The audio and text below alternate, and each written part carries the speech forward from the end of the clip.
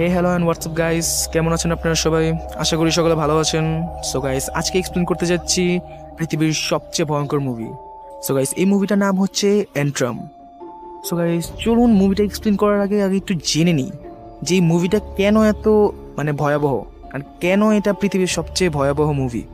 যখন প্রথমবার এই মুভিটা থিয়েটারে চালানো হয়, তখন থিয়েটারে আগুন লেগে গেছিলো।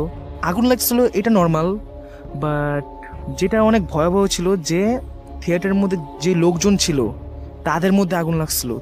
ওই জন্য লোকজনদের জন্য আস্তে আস্তে পুরো থিয়েটারটার মধ্যেই আগুন লেগে যায়।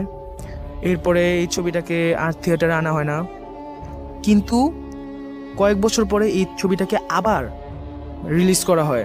তখন যখন এটাকে আবার থিয়েটারে আনা হয়, তখন আরেকটি অলৌকিক ঘটনা ঘটে। মানুষ এই ছবিটা দেখে প্রায় পাগল হয়ে যায়।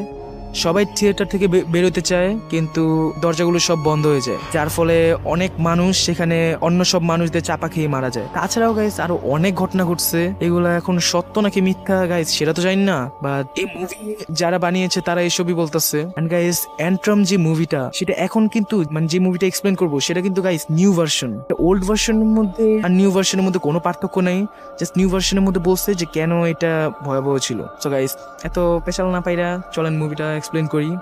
সো মুভির শুরুতে আমরা একটি ছেলেকে দেখতে পারি যে অনেক মন খারাপ করে গাড়ি দিয়ে তার মার সাথে কোনো এক জায়গায় যাচ্ছিল। ছেলেটার মন খারাপ ছিল কারণ তার কুকুরটিকে মেরে ফেলা হয়েছিল, কারণ তার কুকুরকে কিছু ক্ষতিকর ড্রাগস দেওয়া হয়েছিল। এজন্য ছেলেটাই তার পোষা কুকুরের সাথে অনেক সময় কাটাতো, তার পোষা কুকুরকে অনেক বেশি ভালোবাসতো। কিন্তু যেই দেখলো হঠাৎ তার কুকুরটি মারা গেছে, এজন্য সে অনেক মন খারাপ করে বসে থাকলো।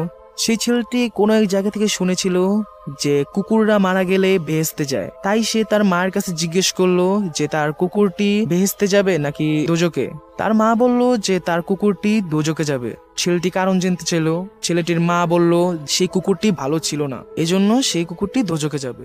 আসলে গাইস, সেই ছেলে যখন তার কুকুরের সাথে একদিন খেলছিল, তখন সেই কুকুরটি ছেলেটির হাতে কামড়ে দেয়, যার ফলে ছেলেটির হাত অনেক ক্ষতিগ্রস্ত হয়ে যায়। এজন্য ছেলেটির মা সেই কুকুরটিকে পছন্দ করতো না, তাই এই কথাটি বলল।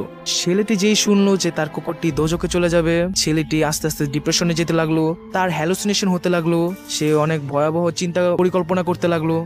যেমন ধরেন, ও দেখতে লাগলো যে তার বোন বসে আছে, বোনের চোখ মুখ থেকে রক্ত পড়ছে, তাদের গাড়ি আপনি আপনি চলতেছে, এরকম আর কি। তার বোন খেয়াল করলো যে তার ভাই আস্তে আস্তে ডিপ্রেশনে চলে যেতেছে কুকুরের জন্য, তাই তার বোন সিদ্ধান্ত নিল যে তার ভাইকে নিয়ে একটি গভীর জঙ্গলে যাবে। তারা দুজনে একটি গভীর জঙ্গলে যায়। আসলে তারা দুজন যে জঙ্গলে যায়, সেই জঙ্গলকে শয়তানের জঙ্গল বলা হতো, কারণ সেই জঙ্গলে অনেক মানুষ আত্মহত্যা করেছিল।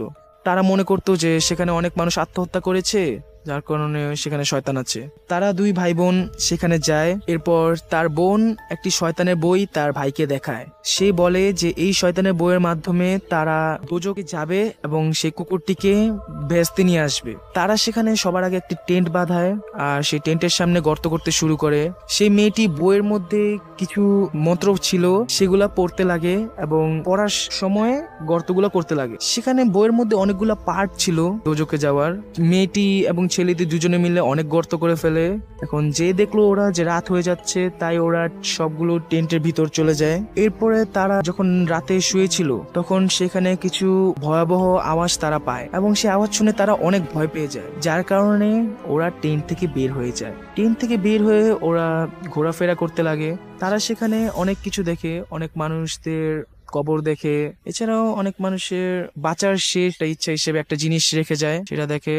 ছেলে আর মেয়েটি যখন জঙ্গলে হাঁটছিল, তখন তারা দুজন জঙ্গলিকে দেখতে পায়। তারা দুজন সেই জঙ্গলিকে দেখে অনেক ভয় পেয়ে যায়। তারা খেয়াল করে যে জঙ্গলিরাও তাদের দেখে ফেলেছে, এই জন্য তারা পালাতে শুরু করে। পালানোর সময় দেখে যে জঙ্গলিরাও তাদের পিছু নিচ্ছে, এই জন্য তারা দুজন কোনো মতো পালিয়ে জঙ্গলে সে এলাকা থেকে বের হয়, তাদের টেন্টের সামনের একটি গাছের মধ্যে সেদিন রাতটা কাটায়। পরের দিন সকালবেলা দেখে সেই দুইজন জঙ্গলি তাদের টেন্টের মধ্যে খোঁজাখুঁজি করছে এবং তাদের খুঁজছে, কিন্তু তারা খুঁজে পায় না। কিছুক্ষণ খোঁজাখুঁজির পর পর তারা সেই ছেলেটিকে দেখে ফেলে এবং ছেলেটিকে তারা ধরে নিয়ে যেতে চায়। তার বোন সেই ছেলেটিকে বাঁচাতে যায় এবং সে নিজেও জঙ্গলিদের হাতে ধরা খায়। সেই দুইজন জঙ্গলি সেই ছেলেটিকে একটি বাফামেটের ভিতরে ভরে দেয়। বাফামেট বলতে একটি বড় মূর্তি, মানে শয়তানের মূর্তির পাতিলকে বোঝানো হচ্ছে, যেটার ভিতর ওরা সেই ছেলেটিকে রান্না করে ফেলতো। তারা যেই সেই ছেলেটিকে রান্না করতে যাবে বাফামেটের ভিতর, তখনই মেয়েটি জালে বন্দি করে রাখা হয়েছিল।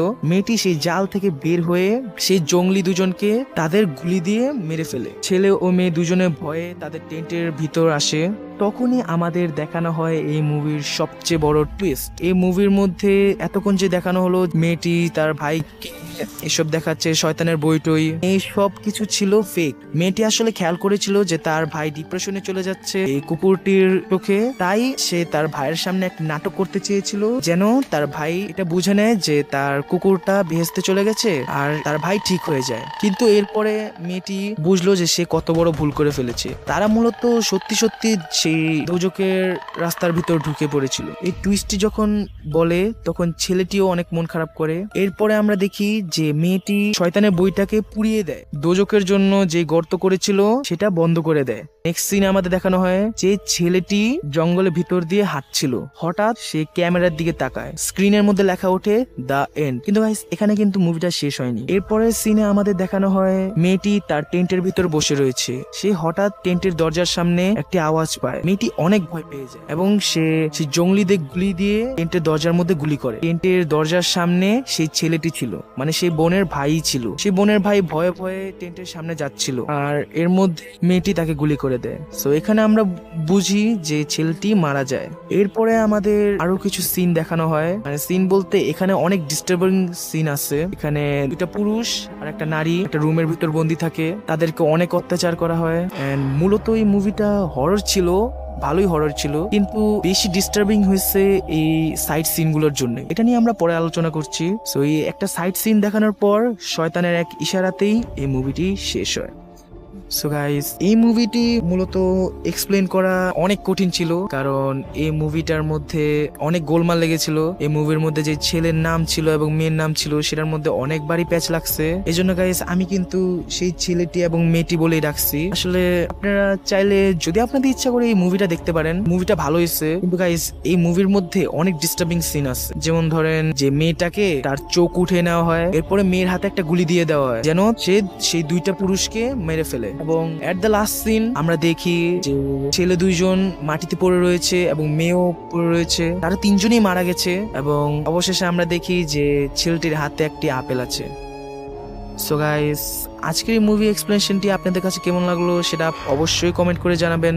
এন্ড গাইস এই মুভিটি আমার কাছে পার্সোনালি একটু ভাল লাগছে, বাট সাইড সিনগুলোর জন্য আমার কাছে এত একটা ভাল লাগেনি, কারণ সাইড সিনগুলোর জন্য মানুষ অনেক ভয় পেয়ে যাবে, মানে প্রায় আতঙ্কিত হয়ে যাবে। এন্ড এটা বললাম যে এই মুভিটা নিউ ভার্সনটা আর ওল্ড ভার্সন পুরাই এক। আসলে নিউ ভার্সনের মধ্যে পুরো ছবিটা, মানে ওল্ড ভার্সনের পুরো ছবিটা দেখায়, এরপরে লাস্টের দিক দিয়ে বলা হয় যে কেন এই মুভিটা এত ভয়ানক ছিল। আসলে অনেক কাহিনী ওরা বলছে যে থিয়েটারে আগুন লেগে গেছিল, মানুষও দৌড়াদৌড়ি করে অনেক মানুষ চাপা খেয়ে মারা যায়, এছাড়াও আরো বিভিন্ন ঘটনা সম্পর্কে ওরা বলে। এখন গাইস হয়তোবা ওরা মাইন্ড নিয়ে খেলা করছে, কারণ দেখেন যদি আপনারা ভেবে নেন যে এই মুভি দেখে অনেক মানুষ মারা গেছে, অনেক মানুষের অনেক সমস্যা হয়েছে, তাহলে আপনাদের মনে একটা ভয় জাগবে। এই জন্য হয়তো ওরা ইচ্ছা করে এটা দিছে। এখন গাইস বাকি আল্লাহই জানে। এই জন্য বলছি গাইস আসলে আপনারা এই মুভিটা একা দেখবেন না, কয়েকজন বন্ধু বান্ধব মিলে দেখবেন। মাথায় এটা রাখবেন না এই মুভিটা দেখে অনেকে মারা টারা গেছে বা ইয়েটি হয়েছে।